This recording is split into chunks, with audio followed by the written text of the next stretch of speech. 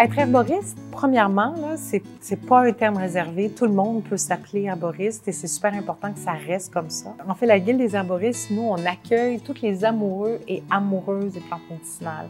Donc, d'avoir une passion pour les plantes médicinales, ça peut être à travers la culture de ces plantes-là, ça peut être à travers la transformation de ces plantes-là. Moi, je connais des herboristes fabuleuses et fabuleux qui sont en fait des potionneux, des potionneuses, des gens qui aiment transformer les plantes en onguents, en sirop, en capsules. Je connais des herboristes qui sont a priori des gens qui adorent la cuisine et qui vont incorporer les plantes médicinales dans l'alimentation et utiliser l'alimentation de façon thérapeutique.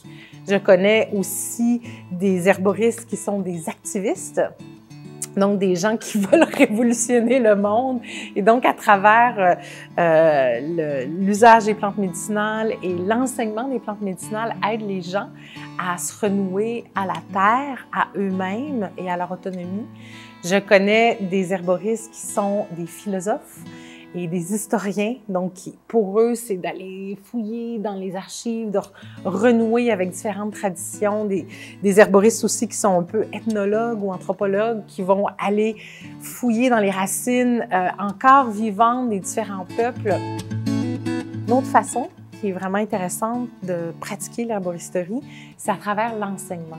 C'est à travers l'enseignement de plein de façons. Donc, l'enseignement communautaire, l'enseignement dans les écoles avec les jeunes. J'ai une amie qui a un projet de tisane avec les maternelles, donc les enfants de 5 ans, cultivent les pans, ils les sèchent, et ils font leur mélange, ils font leur tea time, parce que c'est aux États-Unis.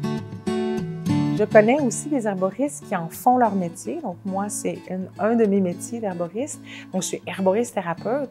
Donc, j'accompagne les gens, comme plusieurs autres de mes consoeurs et confrères, à travers une démarche thérapeutique. Donc, sur des fois quelques semaines, quelques mois, quelques années, autant pour la prévention que pour l'accompagnement dans des problématiques aiguës ou des problématiques chroniques comme médecine complémentaire à la médecine allopathique moderne.